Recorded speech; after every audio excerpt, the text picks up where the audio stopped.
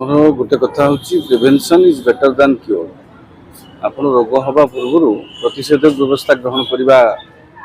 रोग हेल्ले मेडिसिन खाइबा ठू बेटर। तेणु देखु आम पड़ोशी राज्य पश्चिमबंग जेहेतु वक्फ को लेकर हिंसा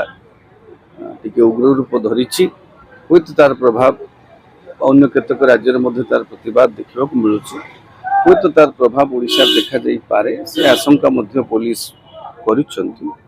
कर इंटेलिजेंस को आधार करती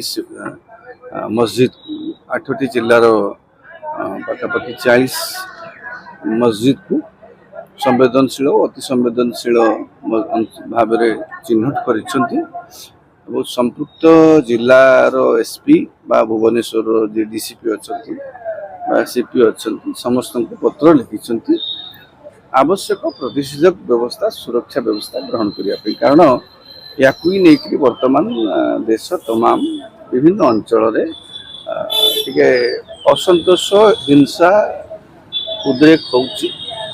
तेणु से परिस्थिति रे ओडिशा रे जमिति से भली किसी परिस्थिति सृष्टि न हुए से भली परिस्थिति सृष्टि हेले हेबापई आम केमति एड़े पारिबा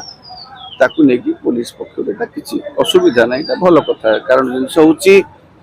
सांप्रदायिक सेटा जदि हम सांप्रदायिक दंगा हो जीवार चांस अच्छी ना। तेणु पुलिस प्रशासन बा राज्य सरकार पक्ष यहाँ गोटे सतर्कतामूलक पदक्षेप ग्रहण कर